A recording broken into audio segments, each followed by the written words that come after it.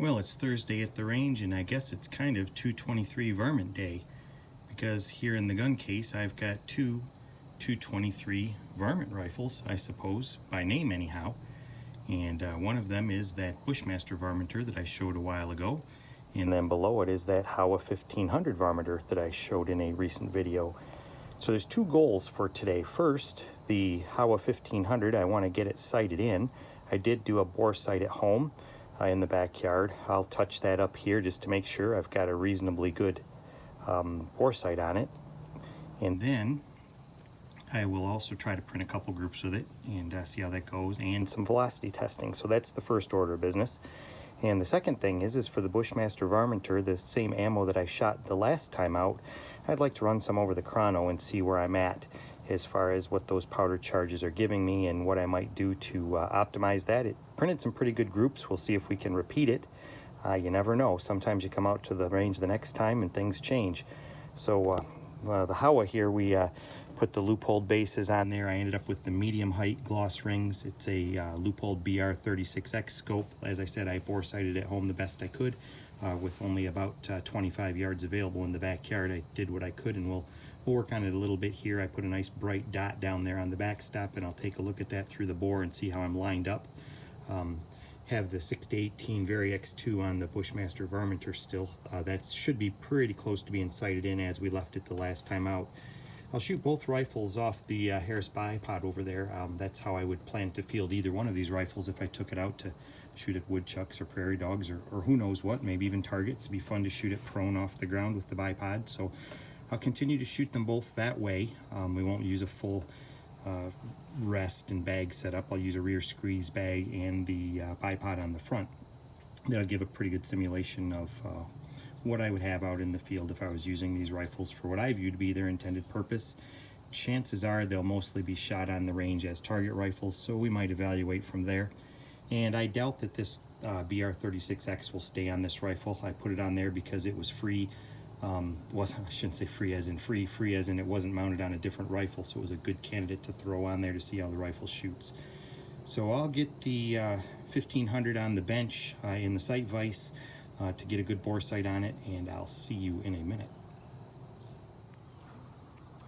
Well, all right, I'm here temporarily at the 50-yard bench. I got this Howa 1500 in the sight vise. As I've mentioned before, I don't shoot off of this thing. I just use it for lining things up like I'm doing here.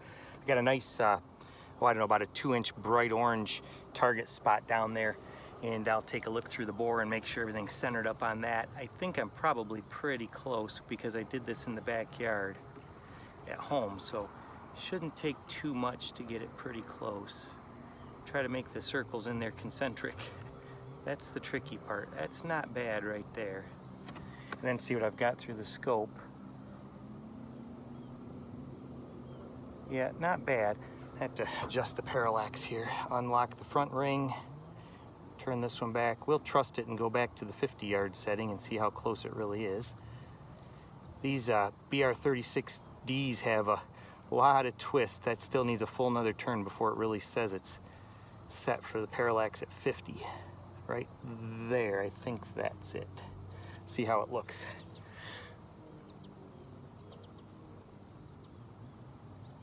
That's a better image. It's not perfect with my glasses anyway. See what it's like without them. It might need another turn. Yeah, they're not always perfect. Sometimes they don't line up right where you think they ought to. Yeah, I can see that I should have come another turn. Now I'm right just splitting that line. And there's 50 yards. I'm not sure if that's the right one or not. 50 yards is aligned with 50 yards. I don't know if I'm a turn out or not though. I think it was better at the other setting. So I need to come back this way and then just tune it for whatever it wants for my eyes.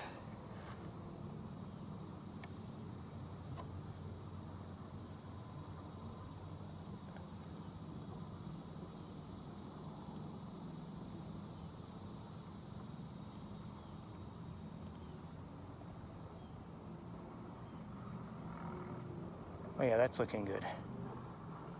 And like I say, they're not, a lot of times they don't have those hash marks in perfect alignment when you get dialed in, depending on your eyes, your glasses, your light on the day you're shooting. That's pretty good, and we're gonna do that again when we get back to 100 anyway, so get this rifle squared up a little bit better in here. That's better, and see if I can get a good lineup on that dot.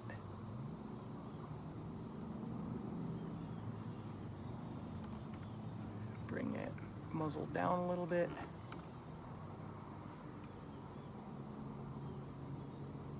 That's pretty good.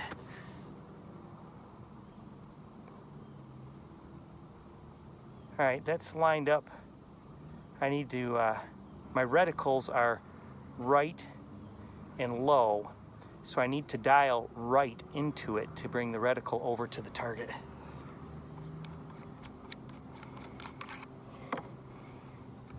This is just an optical thing. Sometimes it fools you. Well, let's see. Right is that way. Let's go. These are, I believe these, I don't remember if these are 1/8 or 1/4, but we're at 50 yards, so 2, 3, 4, 5, 6, 7, 8. See how that looks? That gave me about half. Are we still lined up? Still lined up pretty good. Let's go 8 more. 1, 2, 3, 4, 5, 6, 7, 8. Bore's lined up. Okay, that's good. So now at 50 yards, I'm almost centered on my orange dot. Let's go ahead and give it one close look here. I like that. I'm gonna go about 1, 2 more clicks there. Look in the scope. I bumped the rifle. I bumped the rifle, so that's invalidated it. That looks pretty good. Yep, then back to the center. So then my crosshairs are right on the bottom of the orange dot. So that orange dot is about 2 inches. So I think I'll come up. Actually, I got to turn this down because I'm moving the reticle here. 1, 2, 3, 4, 5, 6, 7, 8. See how that looks? Right on the money. Okay, so it is 1/4 MOA at 100, or it is 1/4 MOA because it took me 8 clicks to move 1 inch at 50 yards. So that's roughly what I'm looking at there. So my clicks are probably 1/4 MOA clicks. All right, so I'm happy with that bore sight. We'll go back to 100 yards and see how good my eyes are at lining up concentric circles down the barrel, because you got the silhouette of the rear, the silhouette of the front. You try to line those up and then get the orange dot right in the middle of that whole thing with a cheesy little sight vise. So we'll see how it goes on the first shot and see how close I get. Well, all right, I spared everyone the monotony of the setup of the chronograph and all of that stuff that seems to take forever. And we're ready for the first shot out of this Howa 1500. I did adjust the adjustable objective on the front. The parallax on the rear looks pretty good on the dot. This is the fine crosshair in the center dot, BR-36. So for my sight-in loads, I just did something real basic. I had some spear bullets kicking around. So what we got here is 223. It's Lake City 14 that I prepped. It's full-length size with a Lee full-length sizing die and a +02 Reading competition shell holder to have it a little bit longer. Chambers real nicely. I like how it feels on the bolt. Then I hit it with a 223 mandrel. I'm not sure, it's for 22 caliber bullets. It might be a 222, 223 diameter mandrel. I haven't measured it to tell you exactly what it is, but I did hit it with a neck mandrel. They were annealed before the sizing, so they were annealed, then full-length size, then hit with a mandrel. I used a Lee universal case expanding die to put just a tiny little bit of a flare or a bell on the case mouth to make these flat base bullets easier to seat. I like that approach. It makes them go in real nicely. It's a Spear 224 diameter. It's a 55 grain soft point Spitzer, pretty typical Spear bullet. I've got these seated to, I think I wrote that down, 2.24 roughly, 2.24 overall length, in a very light crimp with a Lee factory crimp die just to take that flare out. Not enough to really be counted as a crimp, just enough to make the neck nice and smooth. We're starting with 25 grains of H335. So according to the Spear book with a 24-inch barrel, which this is, we should get about 3,045 feet per second. So, you know, in round terms, it's a 3,000 foot per second load.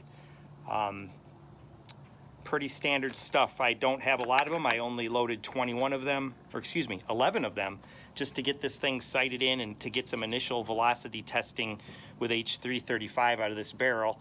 And then I can enter that data into Gordon's reloading tool and see if H335 is where I want to set. Maybe benchmark, maybe some of the other powders that are appropriate for the lighter bullets in 223. Well, I guess not real light, middle of the road bullets, 50, 52, 55 grainers. And we'll see how it does. So I do have the target camera going. I'm going to hit record here, and hopefully the bullseye target camera will do its job today, and I'll be able to not only see my shots, but record it nicely to be on the video later. I should be able to spot shots in this 36 power scope, I hope. I didn't hook up a phone or anything to the chronograph, so I'm going to have to record that data manually. I can kind of see the display. It's 15 feet in front of the muzzle roughly. If I have to, I can walk out there and get the numbers. So here we go. We'll do shot number one. We'll just go ahead and feed it single here until we get it going. I got it on safe here, and I'll see if I'm still pretty well set up. I made my setup pretty upright, just trying to be comfortable on a warm day. It's mid to high 80s. It's starting to go down. It's evening. I am in the shade. Out there in the sun, it's hot, but in the shade, it's pretty pleasant. So, rear squeeze bag, Harris on the front. I'll put some moderate pull into my shoulder with the pistol grip, but not a lot. It's only a 223. So let's see what the first shot gives us.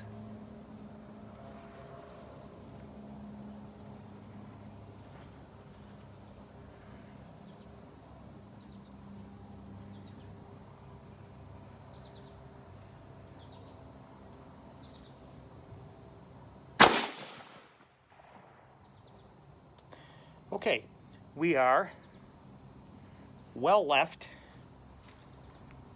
and low. And I'm not sure that my shot camera really picked it up. Shows I'm recording, but I don't see it on there. There it is. Okay. Yep. So that would be about 1, 2, almost 3 inches to the left, and not quite that much down. So probably I shouldn't have even dialed in those adjustments that I made. Let's take a look at the brass. Because this is the first shot out of the rifle, it's cold. The barrel soaked up all the heat. I did bring a comparator. If you guys haven't tried these, I strongly recommend them. This isn't a paid endorsement or anything. I shop at Whidden Gun Works. I like John Whidden's products. I think his record in the competitive shooting sport speaks for itself. So these Whidden gauges, they're very simple and they're nice to use. So let's look at one before I shot it. I didn't measure that particular one, but before I shot this, and this looks a lot like that precision mic or whatnot that RCBS sells. This is a go, no-go for the most part. This is showing me that that piece of brass new is about +2, which is about right. That's where I sized it. This one's showing about +2.5. Let's try another one just to kind of compare. This one's showing me +2.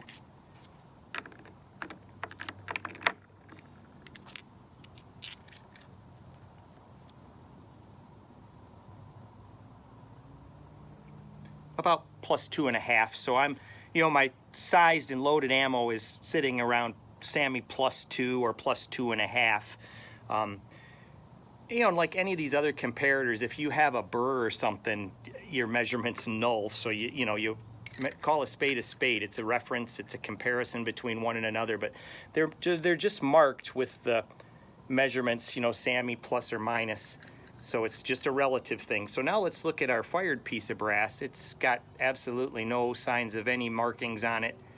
The primer looks good. Fits in the bottom real nicely. Let's see what we've got on that.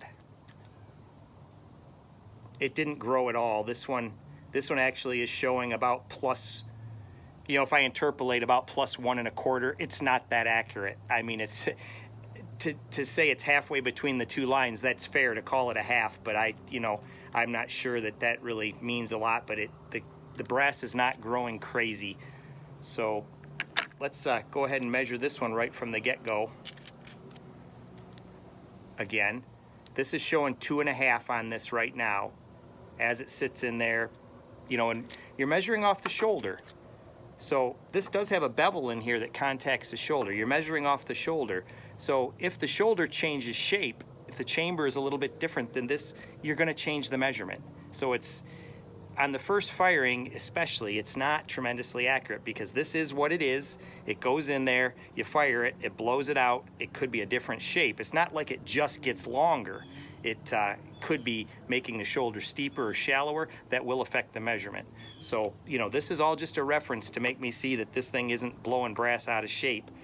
I didn't expect it to. The chamber felt real good when I put it in. These were sized 2 over with one of my dies, measured 2 over with one of my tools. Someone else's dies, someone else's tool would probably measure something different. This is comparative, comparing before fired and after firing. It's not a, you know, it's not a perfect measurement. It's a comparison.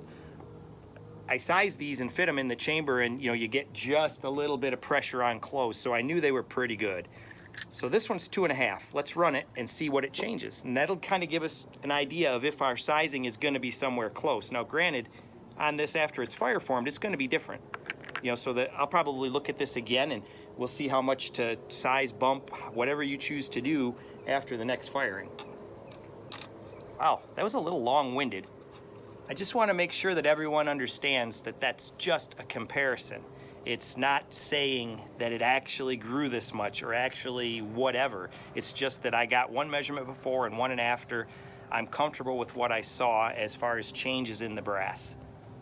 And we're not going for accuracy here. This is just a brand new rifle. That's the first shot I ever put out of it. Let's do number 2. And we got error 3 on the chrono, so we got no chronograph data on that.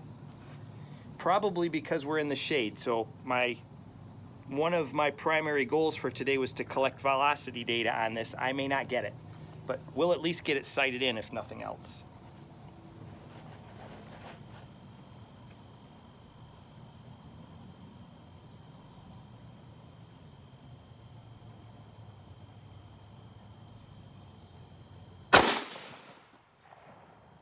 And that landed right next to the other one. So I think that we probably can go ahead and make that scope adjustment. And we were at plus 2.5 on that piece of brass. Let's check it now and see how much it changed. And it can shrink on this measurement.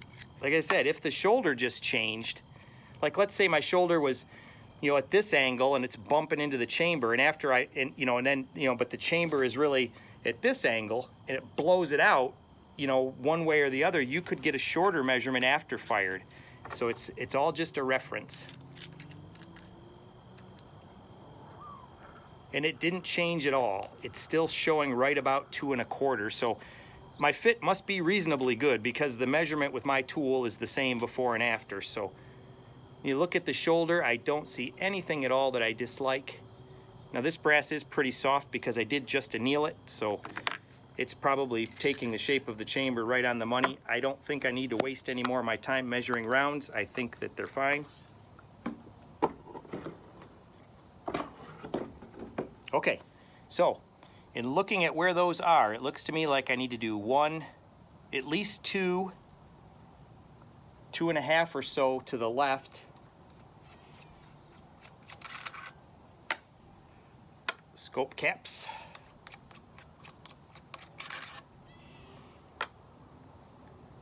Yeah, let's do 2 inches to the left. 1, 2, 3, 4. 1, 2, 3, 4. So that should be my measurement. And then I need to go up, not quite as much. Let's go up. Let's try 1.5 inches to start, or roughly 1.5 inches. We'll do 6 clicks, which is a MOA and a half. 1, 2, 3, 4, 5, 6. Now, one thing about these BR-36s is they don't track as good as some modern scopes that track perfectly. They track good, don't get me wrong, but they're kind of known for, on large adjustments, that they sometimes against the spring or not against the spring, sometimes aren't perfect if you're turning both ways. So a lot of guys recommend, and I believe that when you screw it clockwise against the reticle, it's accurate. When you screw it out away from the erector, if you will, that it isn't always real true. So sometimes they say if your adjustment is to the out way, in this case up, you are best to go past and come back down.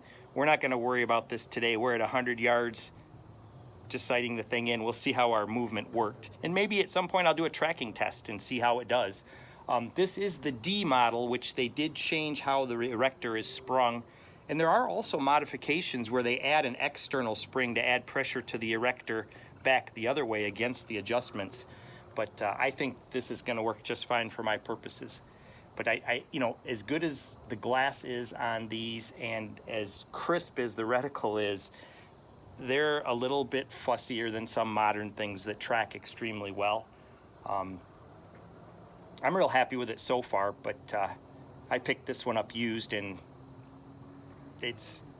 I like it for shooting off the bench. It's got a very, very tight eye box, and that's kind of good and it's kind of bad.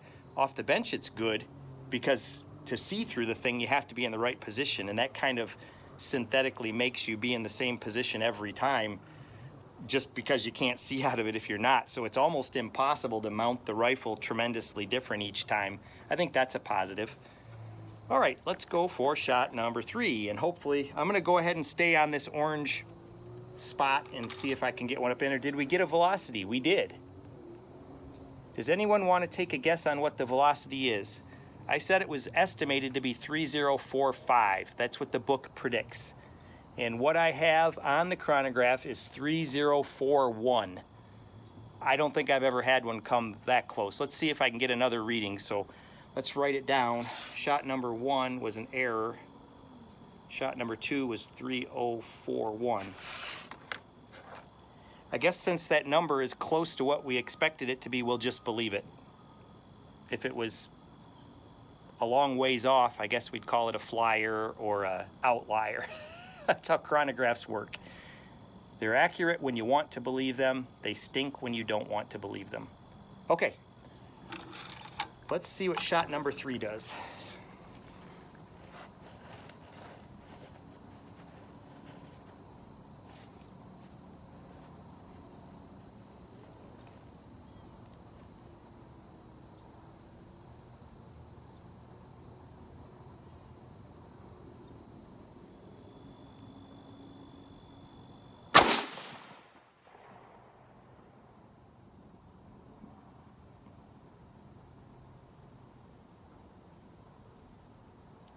Okay, the up is right on the money. But the right is almost like it didn't do anything.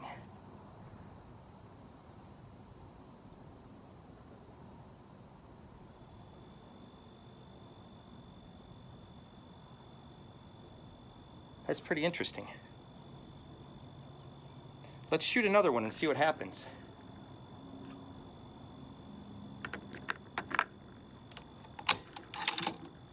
I don't think I pulled that one over there that badly. I could have. Let's shoot another. What did we get for a velocity?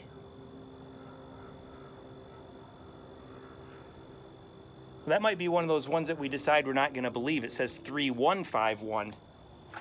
This chronograph is terrible. It's not accurate at all.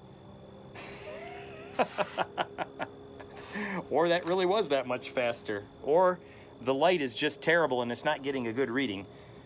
That's what I would, with those two shots being that far apart, I would certainly think that one or the other wasn't getting good light. Now, which is closer to reality and which isn't, I don't know. It is in the shade, so they're certainly could be some discrepancies. But that shot did go goofy, so it may have been significantly different. We'll try number 4.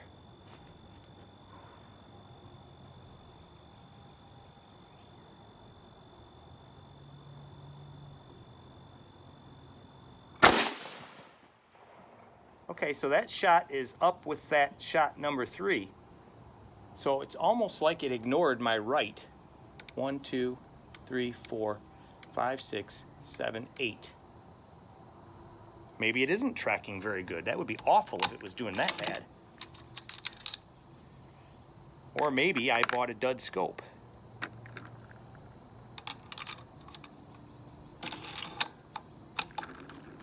And that one is back down to 3070.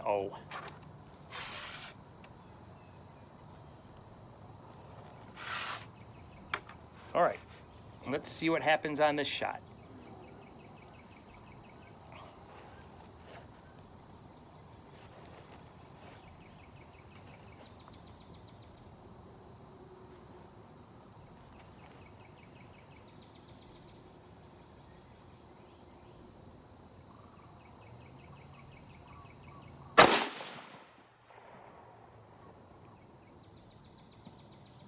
Okay, that only moved to the right just a little bit.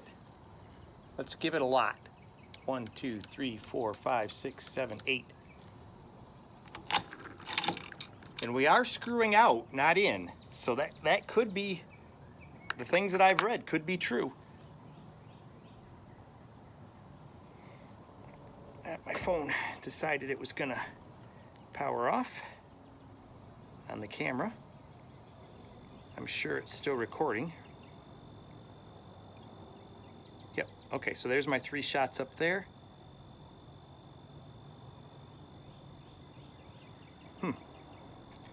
That might have, I am turning that to the right. Verified, that is to the right. I'm gonna go out a bit. 1, 2, 3, 4, 5, 6, 7, 8, 9, 10, and come back. 1, 2, 3, 4, 5, 6, 7, 8, 9, 10. So I suppose it's possible that that reticle's sticking. The good thing is these Leupolds have a lifetime warranty. I can send it back if I have to.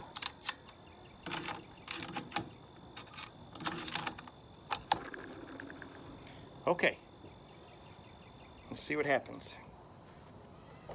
Now watch, it'll take all of that adjustment. It'll shoot way to the right.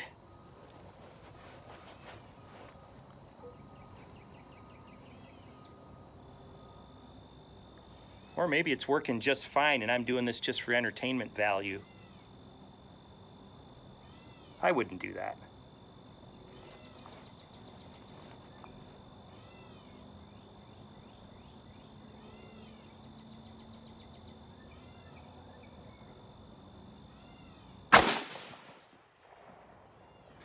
And it did. It moved way right. I wonder if that thing was, I wonder if that was not tracking well. Because when I went out, I moved at 8 and said that might not be enough. Or maybe it's not tracking, which that 8 should have bought me about 1 inch, which would have brought me about to the left edge of the square. Then I went 10 more right, and then 10 back against the reticle, and I'm too far to the right by roughly 1 inch. So I'm gonna believe it. I'm gonna believe what I've been saying. I'm gonna come back 8 to the left now. 1, 2, 3, 4, 5, 6, 7, 8. And I don't know how long this scope has been setting either. Like I said, I picked it up used. I did go all the way left and right to find the center when I set up the rings. And you know, who knows? It may have been setting on a shelf for a long time and it didn't recover from.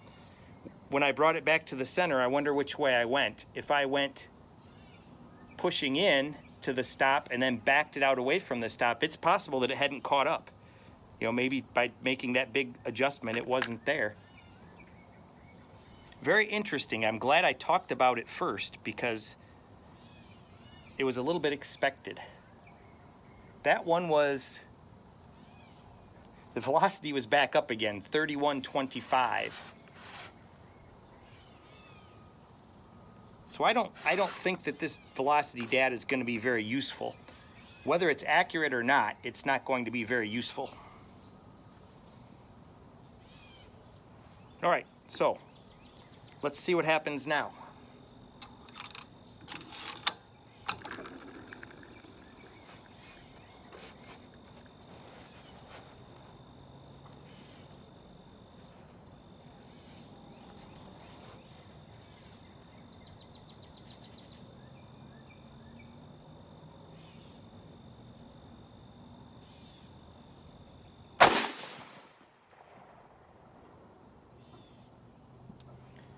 That came back to the left like I would think it would. Came back a little bit more than I thought it would. Let's see though.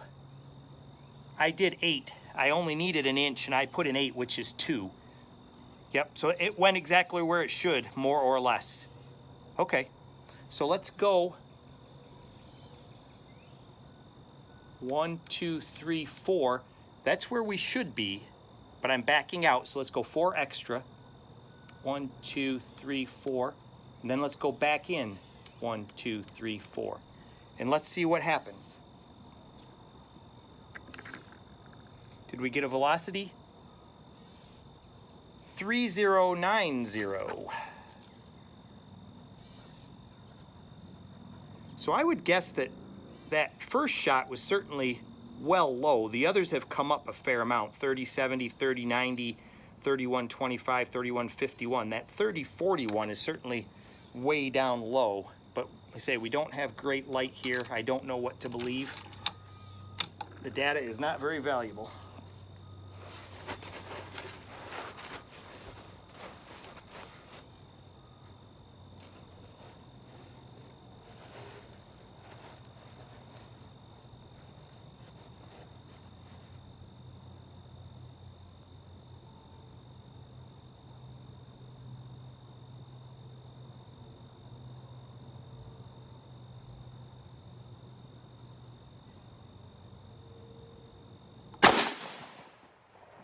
That's right with the other one. It's almost like the scope didn't move.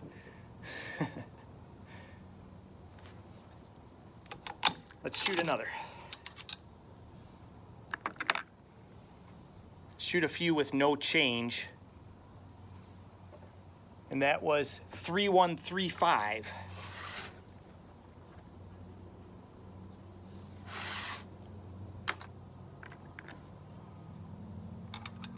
Let's feed one up out of the magazine and see how that works.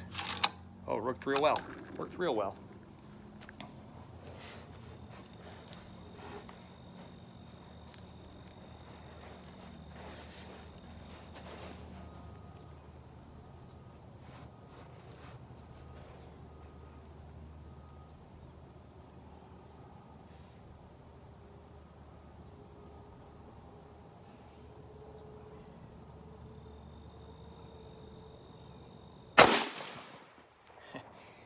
The rifle shoots, we just got to get it dialed in. There's 3 of them touching. So even off of a bipod and a rear bag, the rifle will shoot with a very, very old Spear bullet and 25 grains of H335. And that's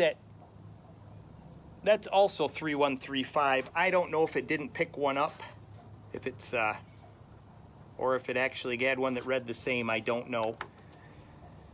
But that went right up there in the, about 10 o'clock, right in that same hole.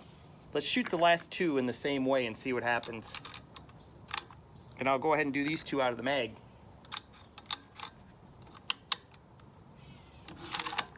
Wow, that rifle feeds super nicely.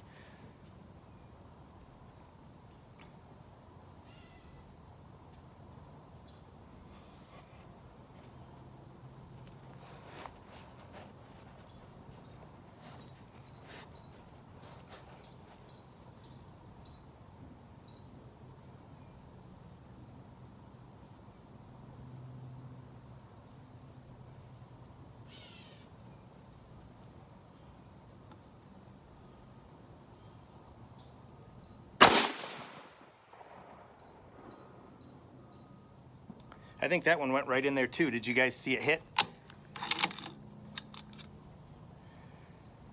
Well, let's see. I've got 1, 2, 3, 4, 5, 6, 7, 8, 9, 10 that I've shot. 1, 2, 3, 4, 5, 6. Yeah, there's 4 in that. There's 4 in that hole right now. It still says 3135. I think it's just not picking the shots up. Or I could be super optimistic and say, what a great load! It's always 3135. Never fails. I think the chrono's not picking them up. Well, my load development might be done. Maybe we'll just stick with the 25 grains of H335. Maybe I should stop right now. We've got 4 in the same hole there. It's not a bullet-sized hole. It's a, you know, it's probably about a, I don't know, 1/4, 3/8 of an inch group, I'd say, something like that. You know, those are 22 caliber holes that are the sinkles, and there's 4 of them in that blob there. So that's, oh, I don't know. It might be, let's call it about a 1/2 inch group. You know, that's fine. They're all touching. I'm happy with it. But you know, I got through 4 shots, so I'm probably gonna screw up shot number 5. I'll take my time. I'll do the best I can. Try to get it in there.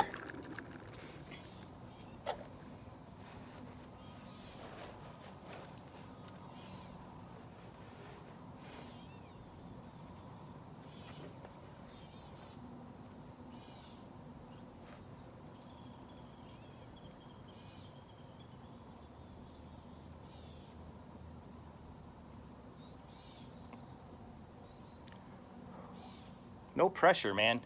No pressure.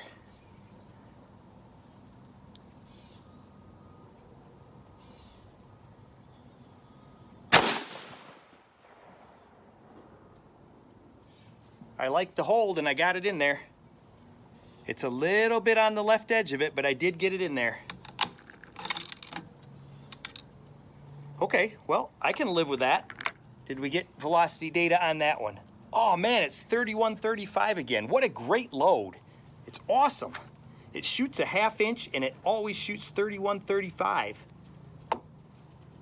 Dang, that's awesome. I don't know what the velocity is. Nothing to be gained from the velocity data today. That's kind of a bummer. So unless I choose to get somewhere where I can get the chrono in the sun or get a little bit more light on it, I don't think I want to shoot my other ammo that I brought for the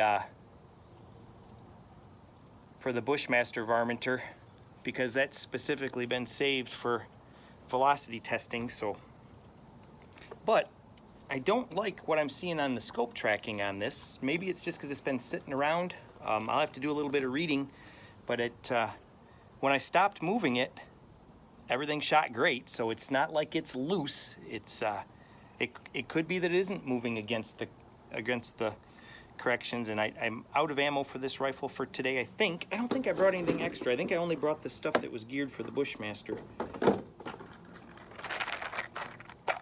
Yeah, that's all the stuff that I wanted to test in the other rifle.